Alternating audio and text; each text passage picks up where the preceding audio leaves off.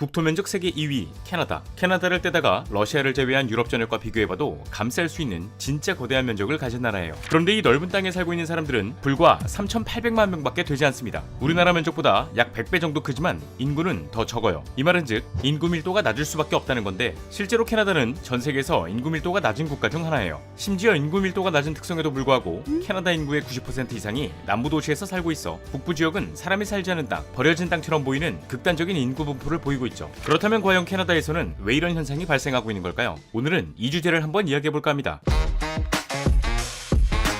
자, 오늘 저와 함께 살펴볼 지식 가이드는 캐나다 인구 밀집입니다.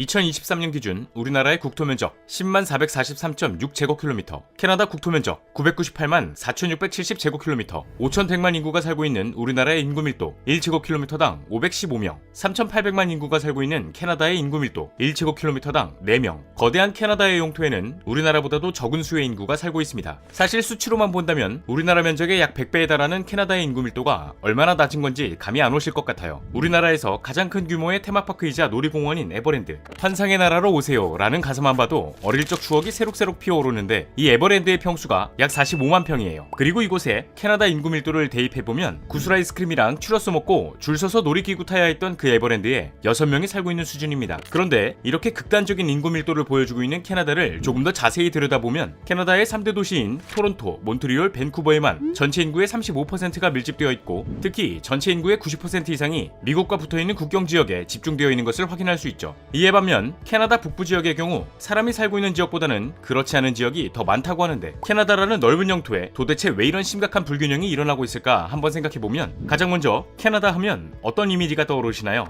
일단 춥고 눈 많이 오고 로키 산맥 등의 산악 지형이 있어서 곰도 많을 것 같아요. 이 말은 즉 캐나다의 인구 밀도는 지리와 기후의 영향을 많이 받는다고 할 수 있습니다. 일단 캐나다의 북부 지역은 크게 유콘 준주, 노스웨스트 준주, 누나부투 준주로 나눌 수 있어요. 이 지역들은 캐나다에서 가장 추운 지역으로 토지의 90% 이상은 사람이 살 수 없는 바위, 얼음, 눈둥으로 이루어져 있어 이글루, 에스키모, 개썰매 등이 유명하지만 사람이 거의 살다시피 하지 않죠. 심지어 캐나다의 최북단 쪽에는 큰 섬들이 질비해 있거든요. 여긴 너무 꽝꽝 얼어붙어 있기도 하고 황폐한 데다가 건조하기까지 해서 우주비행사들이 훈련장으로 사용하는 것 외에는 사람의 발길이 잘 안 닿는다고 합니다. 오죽했으면 생존할 수 있는 생물이 거의 없어서 사막으로 간주하기까지 했다고 하니까요. 실제로 섬들을 포함해 캐나다에서 가장 넓은 면적을 차지하고 있는 누나부투 준주만 두고 봤을 때 인구 밀도가 1제곱킬로미터당 0.019명이라는 결과로 전 세계에서 가장 낮은 인구 밀도를 기록하기도 했어요. 특히 북극과 가까워지면 가까워질수록 한여름에도 기온이 영하인 빙설기후가 나타나기도 하고, 고위도의 영향으로 인해 지역에 따라 변동폭이 큰 일조 시간을 보이기도 하죠. 일단 우리나라에선 해가 뜨면 낮이 되고 해가 지면 밤이 되는 것이 너무나 당연한 일이지만, 고위도 지방에 속해 있는 캐나다 곳곳에서 한여름에 태양이 지평선 아래로 내려가지 않는 백야 현상, 또 겨울에는 해가 뜨지 않고 밤이 지속되는 극야 현상이 발생하기도 합니다. 그리고 이런 상황은 생태계를 포함한 인간 활동에 큰 영향을 미쳐요. 백야 기간에는 농업, 낚시, 사냥 등의 활동을 활발하게 할 수 있어서 생기가 돋거든요. 근데 이 극야 기간에는 해가 안 떠요. 학교 끝나고 친구들이랑 축구하려고 하면 밖이 껌껌하고, 가족들이랑 산책할 겸 소풍 가려고 해도 깜깜하고, 이렇게 되면 삶이 우울해질 수밖에 없어요. 실제로 캐나다 연방통계청에서 발표한 자료에 따르면 남부와 북부의 가장 큰 차이점을 다름 아닌 범죄율이라고 밝힌 바 있습니다. 사실 캐나다 남부와 북부의 인구수에서 너무나 큰 차이가 나기 때문에 정확한 결과값이라고 할 수 없지만, 원주민들이 주를 이루고 있는 북부 사람들은 끔찍하도록 추운 날씨와 환경, 그리고 이어지는 빈곤과 사회적인 문제 등으로 인해 만성 우울증과 불안을 유발하기 때문이라고 하죠. 그런데 캐나다의 인구 밀도가 이렇게 된 것은 단순히 기후와 지형 때문만은 아니거든요. 특히 전체 인구의 90% 이상이 미국 국경에서 160km 이내에 살고 있다는 것을 보면 분명 또 다른 이유가 있다고 볼 수 있어요.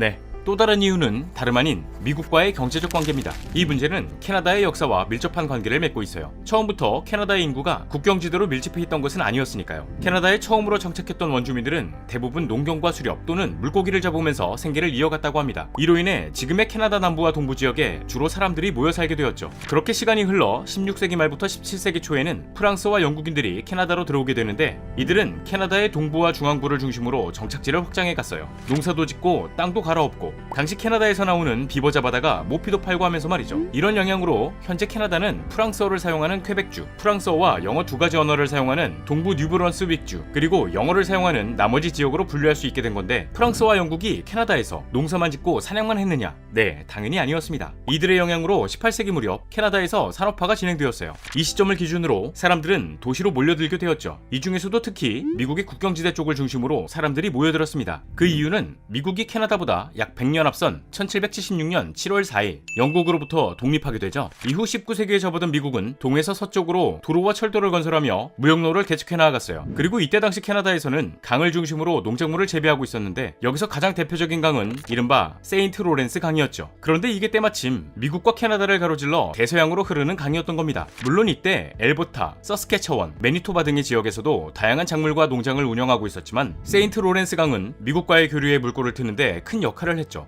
그렇게 미국과의 무역이 시작되고 1851년부터 1951년 사이 캐나다의 도시화율은 61%에서 88%로 급증하게 됩니다. 그리고 현재 캐나다는 미국에게 다양한 에너지 자원을 수출하고 있는데요. 일단 캐나다는 전국 각지에 풍부한 천연 자원을 보유하고 있어요. 전 세계 산유국 하면 어떤 나라가 떠오르시죠? 보통 미국, 러시아, 사우디아라비아 등을 떠올리실 텐데, 2022년 기준 캐나다가 전 세계 석유 생산량 4위입니다. 특히 캐나다의 엘버타주에는 아메리카 대륙에서 가장 큰 석유 매장지로 캐나다 전체 석유 생산량의 80%를 담당하고 있다고 하죠. 이로 인해 캐나다는 에너지 생산 강대국으로 부상할 수 있게 되었던 거예요. 그러나 미국과 국경을 맞대고 있다는 지리적 이점은 캐나다에게 득이 되기도 실이 되기도 했습니다. 일단 캐나다에서 생산된 원유를 포함한 다양한 수출 품목의 80% 이상이 미국으로 수출된다고 해요. 이렇게 천연자원을 수출하면서 1960년대 이후 캐나다의 인구는 2배 이상 늘었고, 경제적으로는 7배 이상의 성장을 거두었다고 하죠. 결국 캐나다의 경제적 수입의 70%는 미국으로부터 나오고 있다고 하는데, 사실 이 말을 달리해보면 미국에 대한 의존도가 너무 높아서 미국이 살짝 기침을 하거나 조금만 삐끗해도 캐나다는 크게 흔들릴 수 있다는 것과 마찬가지입니다. 심지어 캐나다의 엘버타주에서 석유는 대부분 오일샌드, 그러니까 액체 상태인 일반 유전과는 달리 석유가 점토와 모래에 달라붙어 있는 유전의 비중이 높다고 해요. 때문에 흙에서 석유를 채굴하는 별도의 추출 및 정제 과정이 필요한데, 이때 작업 비용이 만만치 않아서 생산 단가가 높아요. 석유 가격이 많이 올라가 있을 때야 어느 정도 이득을 볼 수 있겠지만, 그렇지 않은 상황에서는 이윤이 별로 남지 않는다고 하죠. 이 말은즉 캐나다의 경제가 미국의 영향, 국제 유가 등의 문제로 휘청할 만큼 탄탄하지 못하다는 건데, 이 상황을 커버하기 위해 캐나다 정부가 선택한 정책이 다름 아닌 이민 정책입니다. 일단 이민자들을 받아들이게 된다면 큰 사회적 비용을 치르지 않고도 인구수를 늘릴 수 있어요. 인구가 증가한다는 것은 부족한 노동 인원을 채울 수 있다는 거죠. 저출산 고령화 등의 문제를 해결하는 것도 무시 못할 거고요. 실제로 캐나다는 20세기 이후 이민자 수용 정책을 도입해 다양한 국가에서 이민자를 받아들이고 있는 상황이에요. 그리고 현재 캐나다 정부에서는 아직까지도 이민자 수용 정책을 고수하면서 2021년부터 2023년까지 간호사, 트럭 운전사, 어부 등의 직업을 가진 이들을 대상으로 매년 40만 명에 달하는 이민자를 받아들이고 있다고 하죠. 그러나 캐나다로 유입된 이민자들은 대부분 경제 성장과 일자리 창출이 활발하게 이루어지는 도시를 중심으로 정착하기 마련이에요. 이 영향은 도시 지역의 인구가 밀집되는데 한몫할 수밖에 없고요. 이민자 수용으로 인해 캐나다 경제에 활력을 불어넣은 것은 사실이지만, 너무 많은 이민자 수용은 오히려 독을 불러일으키기도 합니다. 이민자들이 캐나다의 문화와 사회에 잘 적응할 수 있는지에 대한 문제도 미지수고, 인구가 증가함에 따라